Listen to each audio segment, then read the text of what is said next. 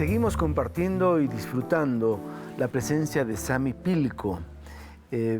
Tú, en un momento dado, bueno, ya estudias comunicación social en la Universidad de Guayaquil, por cierto, te gradúas, y luego viene un proceso de especialidad. Vas a Europa, a Noruega específicamente. ¿Cómo ocurre ese acontecimiento en tu vida? Bueno, yo para eso ya era empleada pública, ¿no? Estaba ocupándome precisamente de actividades de comunicación dentro de la institución. Y claro, uno de los ¿Dónde trabajabas? Bueno, yo empecé en el año 81 a trabajar en una dirección provincial de educación en Chimborazo, y luego ya creció, crearon a la educación intercultural el lindo recuerdo. Entonces pidieron comisión de servicio para mí, que yo vaya a prestar ahí mis actividades profesionales, porque necesitaban crear una dirección nacional igual de comunicación social. Entonces, y sí, estaba ocupada en eso. Y bueno, entre otras actividades, yo tenía la costumbre de revisar los periódicos. Y de pronto algún recorte interesante yo lo guardaba y todo esto. Entonces, en eso me acuerdo que en el Hoy, creo que era, encontré una nota así bien pequeñita, creo que tamaño de una foto de carnet, muy chiquitita, que decía concurso de becas, ¿no? Entonces leí esto y me llamó mucho la atención. Le digo, ¿será que puedo yo participar? O sea, se me prendieron las... Entonces, claro, de acuerdo a los requisitos que daban, entonces yo procedí a concursar. Y entonces, ganas el concurso. Y gané el concurso. Y vas a Noruega. Y me voy a Noruega. ¿A buscar una especialidad en qué? ¿En la producción de televisión? Bueno, ahí fue para guionaje. Entonces, ese fue el estudio que yo hice en Noruega a través de estudios latinoamericanos en el Instituto de Estudio de los Medios de la Universidad de Bergen. 2 años con esa beca, ¿no? Y además un trabajo tuyo es premiado en Francia. Sí, durante los años de estudio, cada uno de nosotros teníamos que tener un proyecto. Entonces yo planteé este proyecto precisamente, que yo ya había estado relacionada. Es más, yo soy parte de la invasión de la toma de Lichimbía. Entonces, como aquí para hacer un material de esos, porque quería hacer un documental, pero no había dinero. Entonces, cuando yo fui a estudiar, le dije, ahora es la oportunidad. Entonces, presenté esa propuesta para hacer un documental de este proceso, y claro, lo hice con la información de aquí, también en otros países latinoamericanos, porque también tenemos, qué sé yo, en Bolivia, en Perú, en Guatemala, en otros países, o sea, pasa lo mismo con la gente que no tiene, exactamente, que no tienen tierra, que no tienen vivienda. Entonces, fue eso el material que yo produje, y sí, un material de carácter ecológico. Se sometió a un festival en Francia donde participamos muchos países, no solamente Ecuador, varios, estábamos como 50 y tantos de países participando ahí en ese festival, y ahí es que ganó el primer premio, situación que realmente no esperaba, porque... O sea, frente a tanta gente que ha trabajado tantos años, con tanta experiencia, y yo era mi primera producción mía sola, ¿no? Entonces, no esperaba. Probablemente ahí también pesó el aura que tú tienes, ¿no? Posiblemente. Muy bien. Vamos a buscar otros videos. Ya vimos aura, tenemos ahora sucesor, solidaridad. ¿Por dónde? Vamos a ver. Veamos. ¿Qué dice esto de solidaridad? Solidaridad. Ajá. Tiene que tener número de trámite, entonces hay necesidad de primero investigar si en realidad está o no en proceso eso. Me sentenciaron para 12 años, estuve preso 4 años y medio. No tenían pruebas en contra mía, pero gracias a Sami, una persona de gran corazón que lucha por los suyos, me ayudó y persistió aquí en Quito a resolver mi caso, y gracias a ella yo salí en libertad. Ahora estoy disfrutando mi libertad.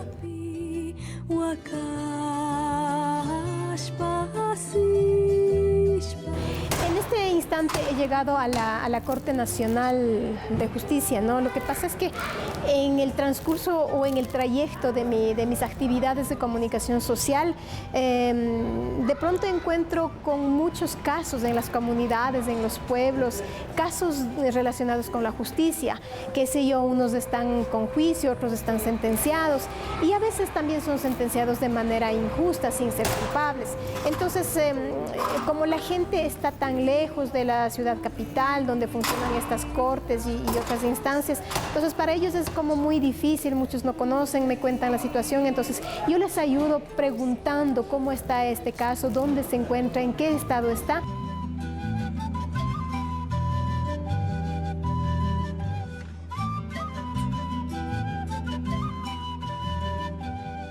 Dando gracias a la doctora Sami, me ayudó y estoy ahorita libre. Es una mujer que defiende todos los casos, es una mujer que ayuda.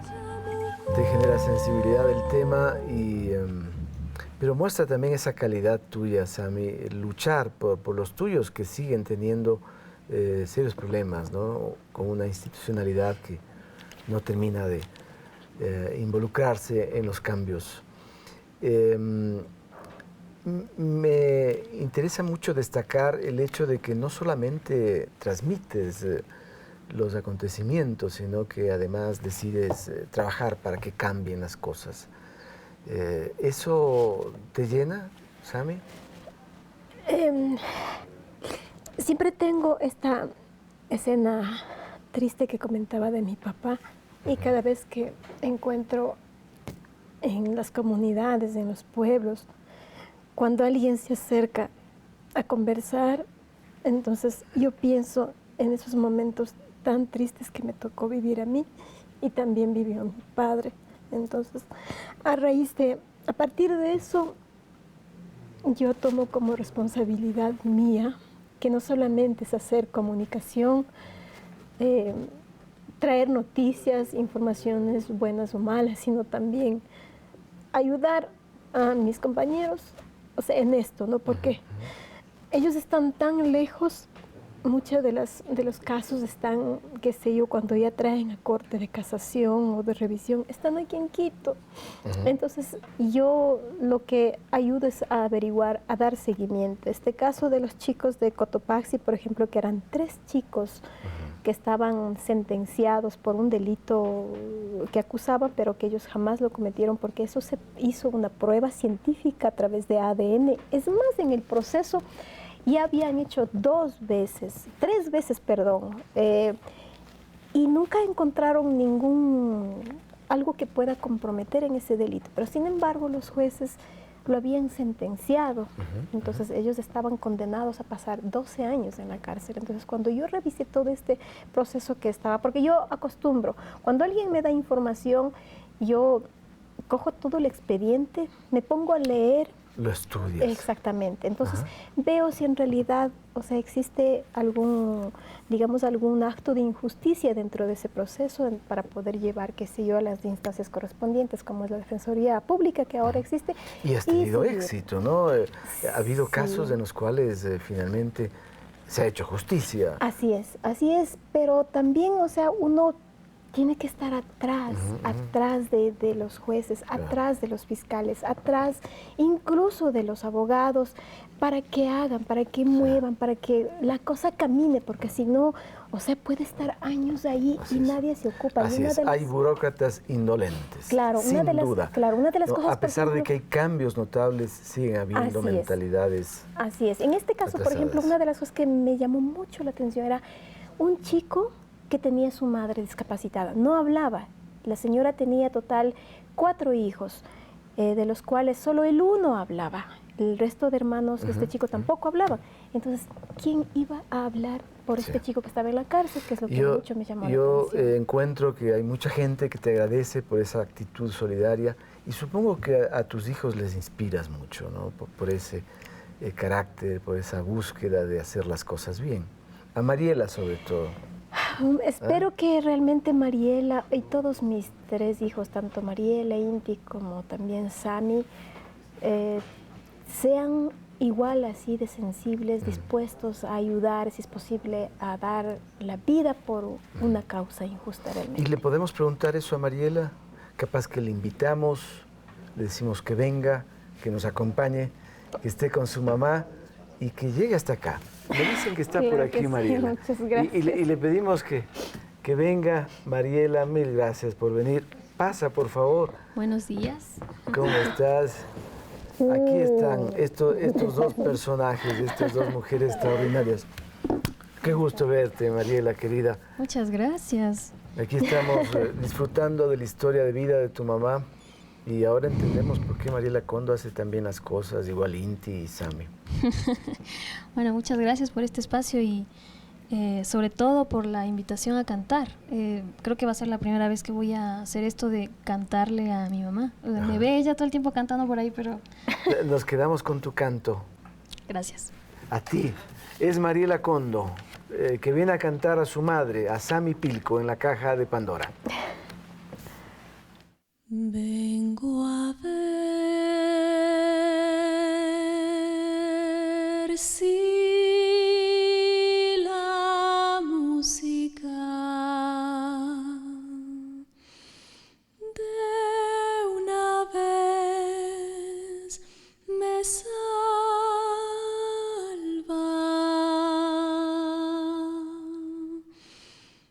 Vengo a ver si el poema de una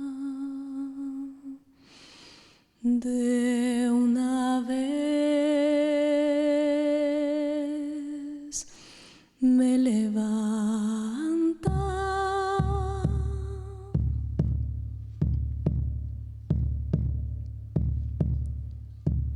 Vengo a ver si la música de una vez me salva. Vengo a ver si el poema de una vez me levanta.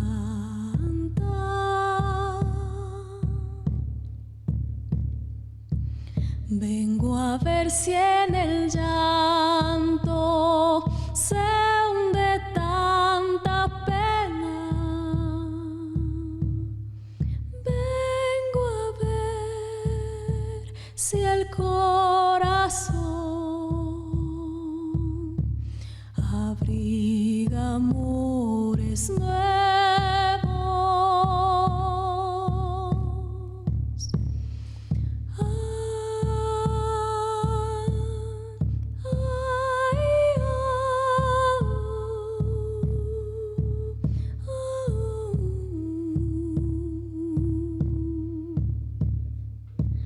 Vengo a ver si la música de una vez me salva. Vengo a ver si el poema de una vez me levanta.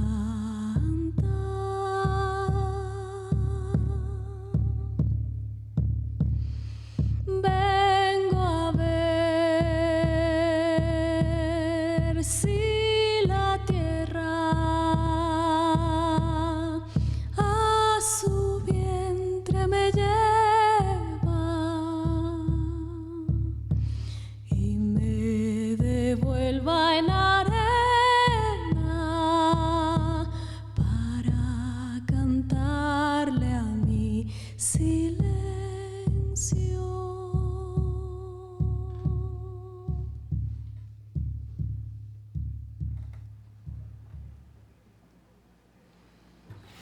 Muy bien, Vengo a ver de Mariela Condo, letra y música de esta extraordinaria cantante ecuatoriana que hoy ha decidido venir a cantar a su mamá, a Sami Pilco.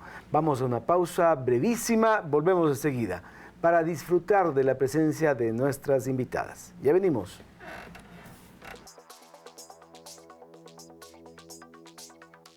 En el siguiente bloque, vea cómo en algunos pueblos indígenas la palabra de Monseñor Leonidas Proaño sirvió para transformar la vida de sus pobladores. Bueno, yo con toda humildad y a la vez también con mucho orgullo, yo soy fruto del trabajo de Monseñor Leonidas Proaño.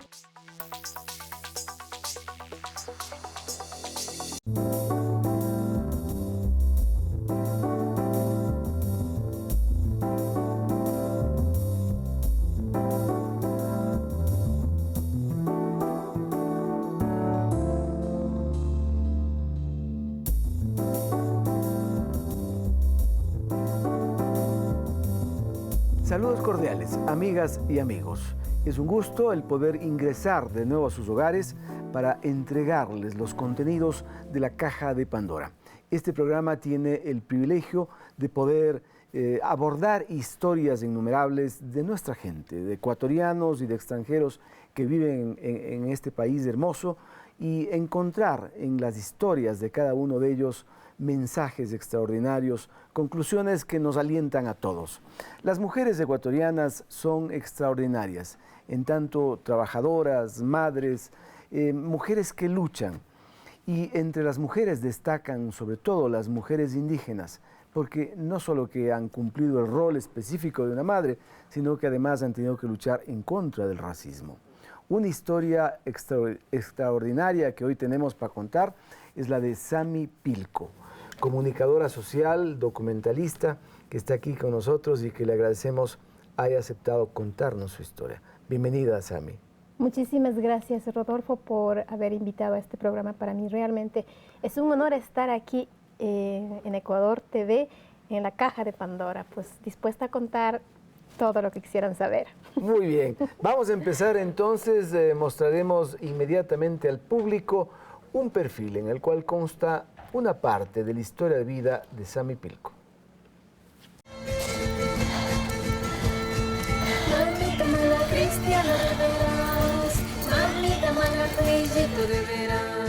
Monseñor Proaño siempre cuando conversaba con nosotros, porque conversaba con los adultos y también conversaba con los niños. Entonces Monseñor Proaño siempre nos decía, o sea, ustedes niños tienen que estudiar. No quiero que ustedes sean cargadores ni sirvientes como sus padres, ustedes tienen que estudiar. Entonces, y con esa idea, yo había propuesto también que yo quería estudiar. Entonces Monseñor Proaño armó un equipo de personas que vayan a las comunidades y conversen con los chicos de esa edad que querían estudiar. Entonces se juntó 24 chicos y nos trasladaron a Licto, a un colegio, y vivíamos en un convento. Entonces, y el apoyo nos daba Monseñor Proaño a través de la curia, mandaba alimentos, mandaba útiles escolares y todo el sustento de nuestras vidas ahí en el convento, ¿no? Porque vivíamos entre 24 chicos indígenas.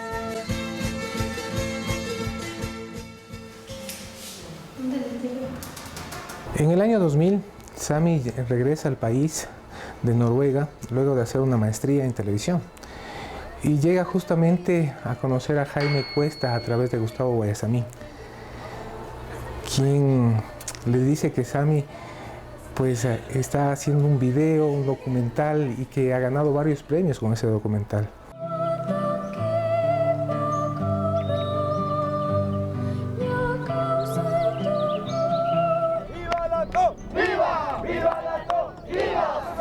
Este documental era sobre el problema social que existía en Lichimbía sobre las invasiones. Jaime, al ver el documental, se queda pues un poco admirado al ver que la técnica no es buena, pero la investigación y todo el condumio periodístico que existe dentro funciona perfectamente. Y es ahí cuando se hace amiga de Sami. Qué pena que Jaime no esté aquí, porque él es el que realmente debería contar esta historia. Él ya no se encuentra con nosotros, falleció hace 2 años. Pero bueno, Jaime me presenta a mí, que también soy parte de la empresa, y hacemos una buena relación con Sami. En ese entonces acababa de llegar el primer sistema de edición no lineal, y Sami editaba en lineal, ¿no? Así es que yo le comienzo a indicar cómo funciona este sistema computarizado, que era la novedad en la época, ¿no? Y empezamos a aprender mutuamente. Yo le absorbía sus conocimientos a Sami y Sami me absorbía los míos, ¿no? El caballito azul.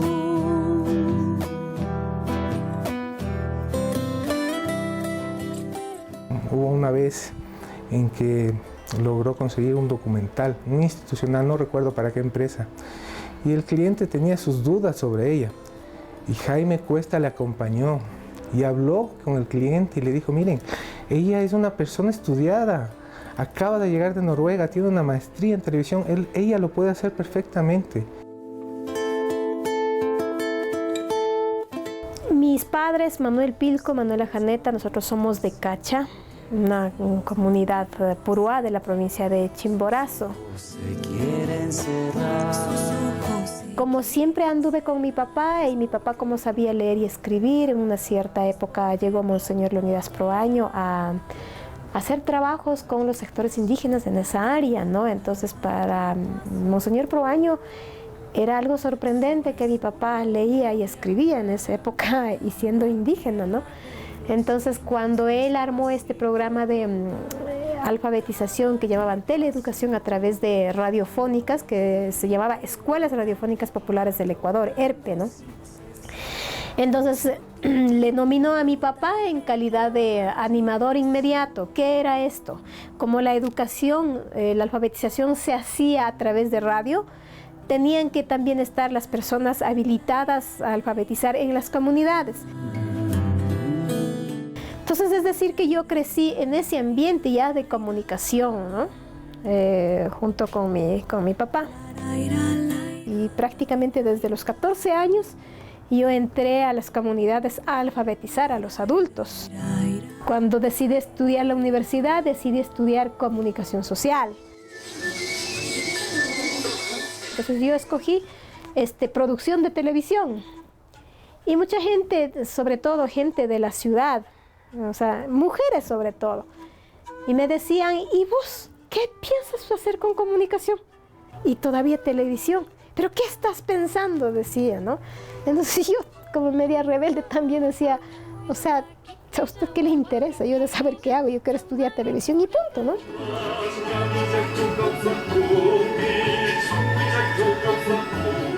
Nosotros desde pequeños, aparte de que hemos sido instruidos para poder creer en nuestros principios, en nuestras ideas básicamente, e impulsarnos nosotros mismos para poder generar este nuevo tipo de ideas, también fuimos entrenados para poder trabajar en equipo.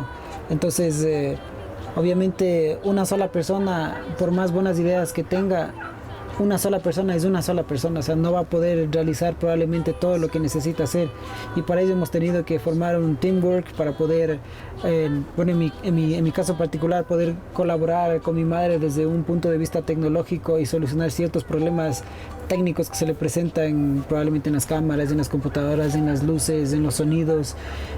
Mariela, ella en cambio es una artista de excepcional voz. Ella ha colaborado con su voz para los diferentes documentales, para los diferentes programas. Y Sami, pues ella se ha encargado de hacer la producción. Realmente es un equipo bastante unido. Mi madre es obviamente la que lidera todo eso. Dentro del canto, ella siempre estuvo pendiente de que yo continúe con eso que para mí era un juego de niña, ¿no? Que siga jugando, que siga cantando, siempre motivándome a participar en eventos chiquitos que se hacían ahí localmente en Riobamba, cosas así. Entonces, siempre por ahí, si se enteraba de alguna cosa que tenga que ver con el canto, ella era la primera en decirme, vamos a ir esto así. Entonces, claro, no dejó que me apartara de eso, que es el canto. A ver, Intisito. Ay, yo solo voy, madre. Ya. Mi mami tiene un carácter bastante fuerte. La verdad, yo le tengo mucho miedo. Pero al mismo tiempo admiro y respeto el carácter que ella tiene, porque por su carácter ha logrado conseguir muchas cosas y sobresalir en la vida mismo, que se necesita tener un carácter bien definido para poder sobresalir en una sociedad que todavía es racista. Ella es, como dicen, bien parada. Allí está una parte del perfil de esta mujer extraordinaria que nos acompaña hoy. ¿Sigue habiendo racismo en nuestro país? Digamos, ha bajado bastante. Comparando de los años 60, 70, 80 en los que yo tenía que vivir, ha cambiado, yo diría, en un 80%. Aunque yo nunca he dejado como, digamos, atrapar por el racismo. Yo siempre he tenido un carácter así muy fuerte para ir parando a toda actitud racista. Esa es una condición difícil, un desafío difícil para los pueblos ancestrales en nuestro país, puesto que tienen que hacer el doble de lo que otros deberían hacer para mostrar que son buenos. Tú tienes que buscar mecanismos, como incluso tener ciertas habilidades como para ese rato enfrentar y decir, a ver, un ratito, o sea, a mí, primero me vas a ver si quieres tratarme a mí con una actitud racista como la tuya, ¿no? Sami, tu padre era el único en Cacha que sabía leer y escribir. Afortunadamente. Para mí eso fue digamos, un recuerdo así incomparable. Mi papá leía y escribía. Ajá. Y eso le permite entonces también buscar que sus hijos hagan lo propio. Exactamente. Pero las comunidades ancestrales entendían que los niños y las mujeres particularmente tenían que estudiar.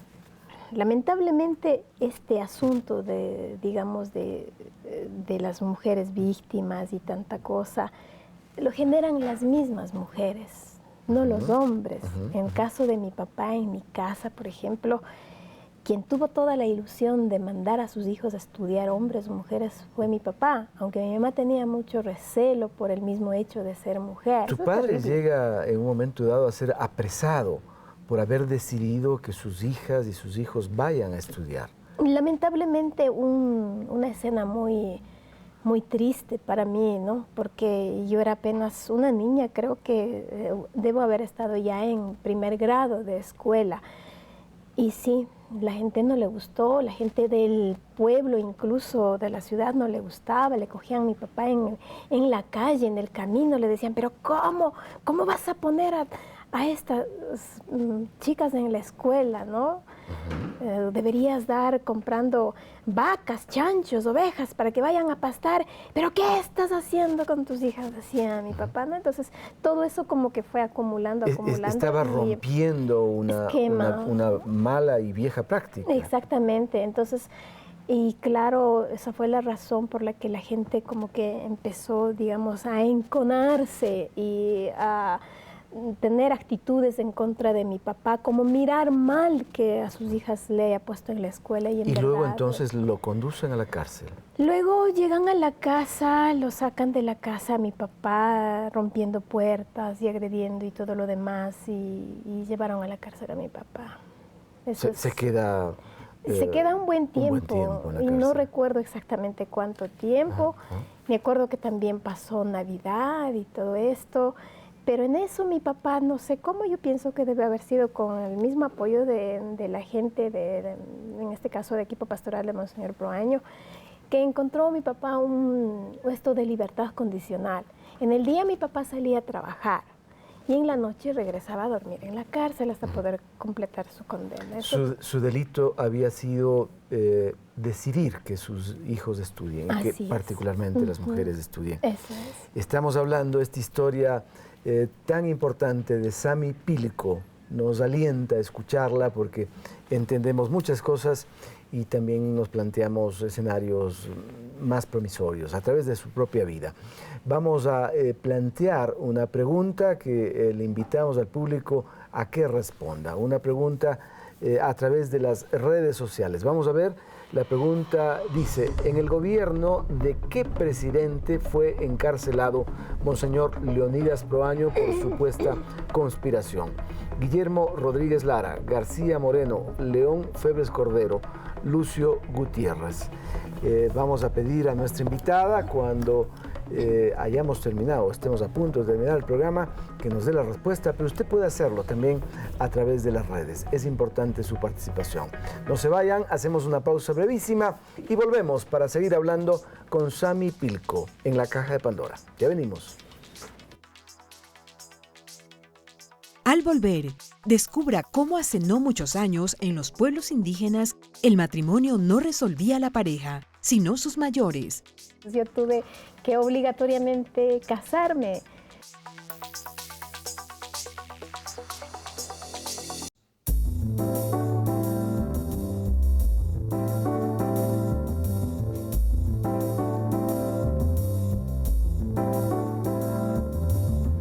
Volvemos para seguir compartiendo con Sami Pilco. Mientras el corte pregunté a Mariela Condo, es decir, a Sami, ¿qué sentía ser madre de Mariela Condo? Pero Mariela dijo, no, tienen que preguntarme a mí qué siento ser hija de Sami Pilco. Y claro, las dos son extraordinarias.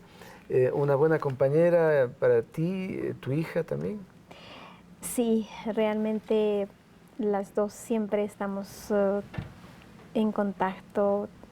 Si se presenta algún problema, pues las dos estamos tratando de buscar la forma de resolver una u otra cosa. Y sí, realmente, o sea, contestando a tu pregunta, ¿qué se siente ser mamá?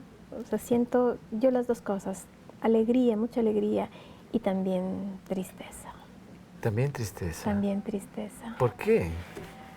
Bueno, como dice un dicho, ¿no? No todo lo que brilla es oro, ¿no? Entonces, a veces tener hijos así en esas condiciones no es tan bien así como, digamos, qué lindo, estoy todo el tiempo aplaudiendo, lleno de sonrisa, porque también hay preocupaciones de qué puede pasar, cómo regresará, cómo le irá en la presentación, cómo saldrá. Entonces, bueno, la angustia que tienen o que tenemos todos los padres, ¿no? Y exactamente, también lamentablemente la sociedad está compuesto de todo, ¿no? Unos que apoyan, otros que no apoyan, entonces siempre es difícil realmente, es difícil. Bueno, vamos a seguir buscando algo más. Ya tuvimos aura, solidaridad y falta sucesor. Sami, entonces vamos a pedir que abra este video y sabremos de qué se trata. ¿Qué me importa si me dan o no me dan ese galardón que se llama Premio Nobel de la Paz? Monseñor Proaño nace el 29 de enero de 1910 en San Antonio de Ibarra y hoy descansa sus restos aquí en la comunidad de Pucahuayco, desde donde nos sigue iluminando, nos sigue dando energía y fuerza para continuar en la lucha en defensa de la justicia y de la verdad. Una vez que fue nombrado obispo de Riobamba, empezó su visita en las comunidades indígenas y vio que toda la comunidad estaba pisoteada por sus derechos, por los terratenientes. Entonces, como un trabajo para crear conciencia y para que los indígenas puedan tener su voz propia, empezó con la alfabetización por medio de escuelas radiofónicas populares. Y entre uno de los seguidores es el papá de Sami Pilco, y también ella ha seguido, digamos, con este pensamiento, con este legado.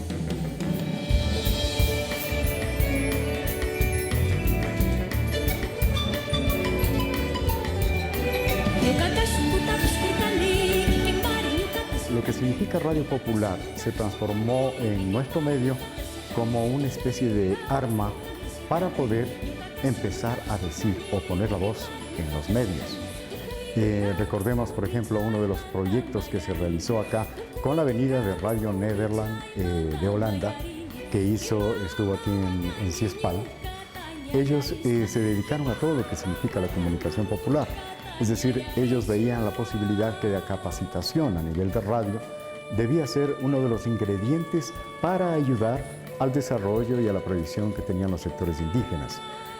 En principio fue una transferencia de tecnología hasta incorporarlos al medio para luego que vaya creciendo su nivel de tipo, si hablamos de conciencia o nivel político, un poco ayudándose con la comunicación. Yo creo que fue una de las armas que les permitió a ellos un buen desarrollo.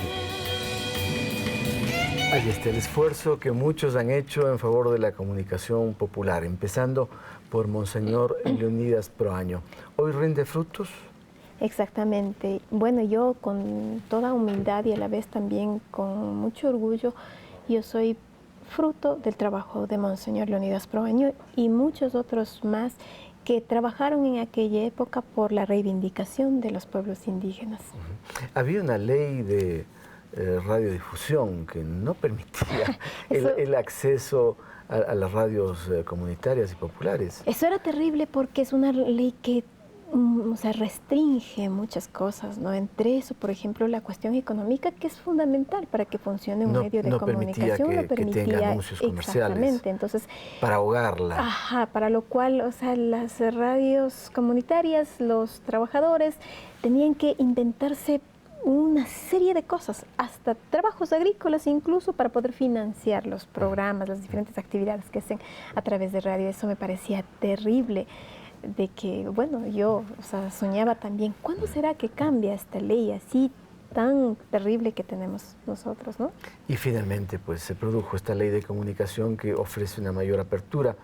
El 40% de frecuencias para las radios comunitarias. Así es, y me parece sumamente interesante que este gobierno precisamente haya tomado en cuenta estos derechos que han sido por décadas enteras, por no decir cientos de años negadas, que hoy se haya hecho realidad y que hayan llegado esto a las manos de los actores indígenas. Sin embargo, esas frecuencias, muchas frecuencias, siguen en manos de antiguos dueños. No sé cuál sea hoy el porcentaje de frecuencias en manos de las comunidades. Esperamos que todo eso en el transcurso de estos tiempos se resuelva y al fin llegue la justicia. ¿Y se han empoderado las comunidades de estas radios? ¿Qué ocurre con los niños, con las mujeres, ¿no? Que pueden encontrar en la radio la posibilidad de una expresión diáfana? Bueno, siempre ha sido, desde que recuerdo, por ejemplo, la existencia de radiofónicas, era precisamente para eso, ¿no? Para que las poblaciones indígenas, tanto hombres, mujeres, niños, tengan un espacio para poder hablar, hacer escuchar su voz, sus quejas, sus denuncias, era precisamente para eso. Y eso me parece una cuestión sumamente interesante que se desarrolló en esa época. Estoy hablando de los años, de los últimos, de los 60, 70, 80 y hasta ahora. O sea, estas radios son muy acogidas, son muy sintonizadas en las comunidades indígenas. Allí está de fondo Monseñor Leonidas Proaño, ¿no? Este cura extraordinario que incluso decidió que la tierra que tenía en exceso la iglesia sirviera para la gente, ¿no? Y además motivó en aspectos fundamentales como el estudio. Así es. Tu hijo Inti nos ha dicho, yo soy producto de Monseñor Leonidas Proaño. Eso me emociona escuchar, porque Inti es un extraordinario joven, está metido en la robótica. Conozco de un trabajo que ha hecho una capa para ayudar a los no videntes. Así es. Bueno, como se dice, los conocimientos, las sabidurías se van transmitiendo de generación en generación, ¿no? Entonces yo siempre les he contado a mis hijos el trabajo de Monseñor Proaño, la relación cercana que yo tenía a Monseñor Proaño, los constantes contactos en las reuniones, en los talleres que realizaba Monseñor Proaño, y siempre hablando esto de justicia, de igualdad, no porque eres indio, no porque eres pobre, tienes que estar siempre aislado, botado, olvidado. También tienes derecho a tener acceso a una educación, que es lo fundamental, como decíamos, señor Proaño. Entonces, eso precisamente Inti lo ha captado y lo ha captado con mucha seriedad y con mucha responsabilidad, que es lo que me encanta escuchar de él. Esperamos a Inti tenerle pronto en este programa para divulgar también una historia increíble, fantástica, de alguien que lucha junto con su mamá y sus hermanas para hacer las cosas bien. Hay un programa de la televisión pública en la cual tú estás cada semana, los días sábados a las 6 de la mañana. ¿Qué hay que decir de este programa? Preguntamos a la directora. Bueno, ese es un programa que trae información de las comunidades indígenas, de la sierra, de la costa, de la Amazonía. Como te decía hace un rato, mi responsabilidad, mi obligación moral en este caso, es ir a las comunidades, conversar con ellos, recoger lo que ellos dicen para poder transmitir a través del canal público. Lamentablemente, la situación de la comunicación por muchos años no se ha desarrollado en las comunidades como es debido, precisamente por digamos, por estas cuestiones legales, por la injusticia y todo, pero hoy es el momento y para mí es grato llegar a las comunidades y conversar con ellos y me cuenten qué está pasando con ellos ahí en las comunidades indígenas. Muy bien, muchísimas gracias, Sami, un placer poder conversar contigo en este espacio y vamos a seguir siempre siendo tus televidentes de paso, para entender un trabajo extraordinario que hace gente extraordinaria como Sami Pilco. Vamos a de nuevo formular la pregunta que hicimos al principio del programa y esperamos que usted ya haya contestado a través de las redes sociales. Les reiteramos la pregunta y la respuesta. Vamos a ver. ¿En el gobierno de qué presidente fue encarcelado Monseñor Leonidas Proaño por supuesta conspiración? La primera respuesta, Guillermo Rodríguez Lara, García Moreno, León Febres Cordero, Lucio Gutiérrez. ¿Cuál es la respuesta? Fue en la época de la dictadura, Guillermo Rodríguez Lara. Guillermo Rodríguez Lara. Aunque de esa dictadura militar hay mucho que hablar realmente, hay muchas cosas que hablar. Honestamente, yo digo que en esa época de la dictadura militar, pese a que hubieron estas cosas nefastas, pero también hubieron cosas muy interesantes que yo recuerdo de niña, por ejemplo, cuando él tuvo la oportunidad, la fortuna de primero obtener el dinero, el recurso del petróleo, él empezó a llegar a las comunidades con... Así es. Un gobierno militar que en principio tuvo planteamientos revolucionarios de cambio, ¿no? Porque él mismo se decía gobierno de la revolucionario de la dictadura militar. Así llegaban los cuadernos, así llegaban los alimentos que llevaba a los niños a las comunidades. ¿Ah? Muy bien, muchas gracias, Sami. Amigas y amigos, a ustedes también gracias por acompañarnos. Les recordamos que es importante que nosotros tengamos sus comentarios, sus propuestas. No dejen de escribirnos a nuestra cuenta en Facebook y en Twitter. Y les esperamos la próxima semana a esta misma hora para seguir compartiendo la Caja de Pandora a través de la televisión pública. Que pasen muy bien. Hasta pronto. Excelente programa, muy ilustrativo. Gracias por presentar a Rocío Carrión. La entrevistada revela su ciencia sin ninguna presunción. Felicitaciones para ella, a su presentador y a todos los que hacen este programa. Miriam Ortiz.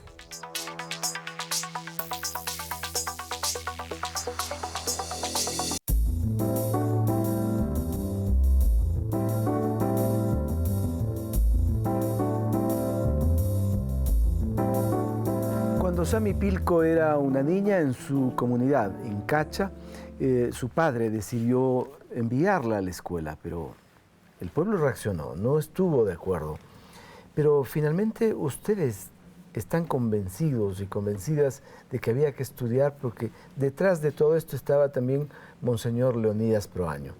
Has dicho en el perfil que él conversaba con los niños. ¿Qué les decía? Aparte de no quisiera que ustedes también trabajen cargando o trabajen como peones. Bueno, en las conversaciones siempre él nos hablaba acerca de la igualdad, de la justicia que tenía que existir con las poblaciones indígenas, el retraso en el que estábamos viviendo nos hacía ver claramente las razones por las que nuestras vidas estaban así, ¿no? Entonces, es por ello que él invitaba constantemente de que nosotros tenemos que estudiar. Y él decía claramente, la educación es el único camino para la liberación. Y a los 14 años vas a alfabetizar. Exactamente, a los 14 años. ¿El índice de analfabetismo era muy alto? Muy alto, realmente. ¿Recuerdas la cifra? No recuerdo, pero en la comunidad, con decir que mi padre era el único que sabía leer y escribir. Eso dice todo. No había nadie, por ejemplo, que sepa leer, escribir, eso era imposible. Y las comunidades, a nivel general en Chimborazo, eran analfabetos. Entonces, se abrió con el gobierno de Jaime Roldós, entonces un programa de alfabetización. Entonces, claro, mi ilusión también ser parte de este trabajo, entonces me sumé y en verdad desde los 14 años empecé a alfabetizar a los adultos en las comunidades, he hecho en Cacha, como también en esos de Cantón Riobamba, ¿no? Y también lo hice en Colta, que es de Cantón Colta, en las comunidades, trabajando tanto con hombres como con mujeres, intentando enseñar a que aprendan a leer y escribir, y en quichua. Y en quichua. Esa era además una ventaja comparativa de alfabetizadores. Exactamente, como porque tú. así es, porque en las comunidades, o sea, no sabían leer y escribir, pero tampoco hablaban español. Claro. Entonces era muy complicado que una persona de la ciudad llegue y trabaje porque no entendía. A los 18 años te gradúas en el colegio. ¿Y cuándo te casas, Sami?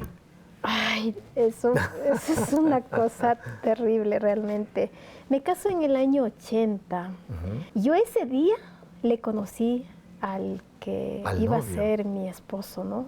¿Recién ese día? Ese día.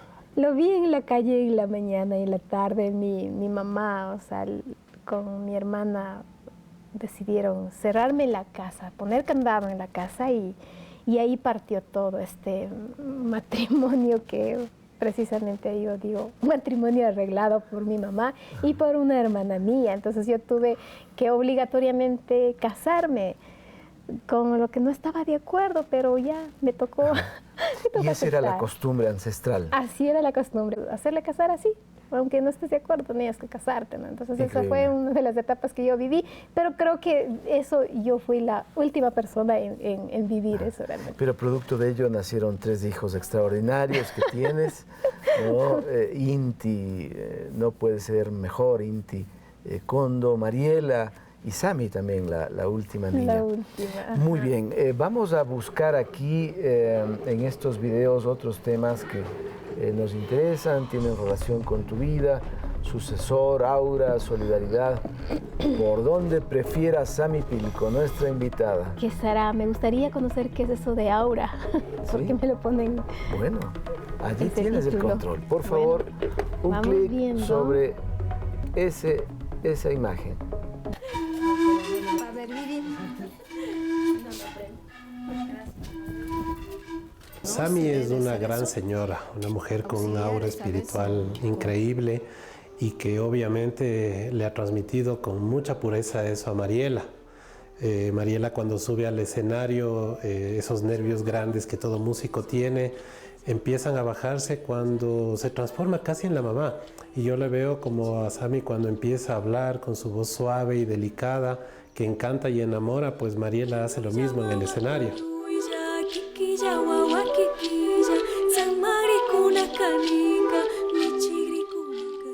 Tengo una imagen de mi mami cuando ella nos llevó alguna vez a un coliseo. Yo todavía estaba muy pequeña y a un coliseo y ella se presentó y empezó a tocar la guitarra y cantaba y toda la gente le aplaudía y son recuerdos muy, muy vagos en realidad, no bien definidos. Ese es el recuerdo que tengo.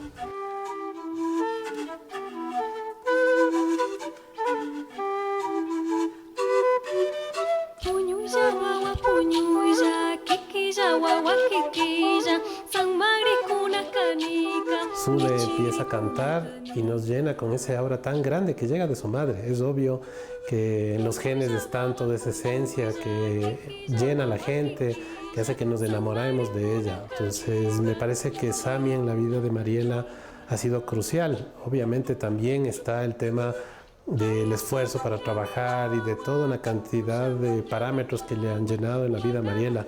Pero para mí lo más fuerte es eso, el sentir esa espiritualidad de esa manera tan sencilla que transmite y que enamora muy fácil a los demás.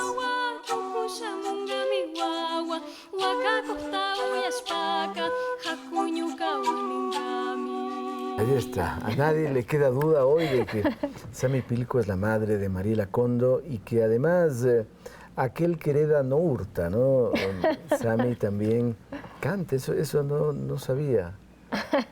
Bueno, yo desde niña, desde que recuerdo, porque mi padre se dedicaba también a hacer el catequesis. ¿La catequesis? Ajá, entonces él cantaba también, entonces yo cantaba también estas canciones de la iglesia junto a mi papá, entonces Y luego de niña, de adolescente, ya juntando con estas personas de izquierda y todo lo demás. Entonces, sí, he hecho música bastantes años en realidad. Y me encanta, me gustaba siempre la parte musical.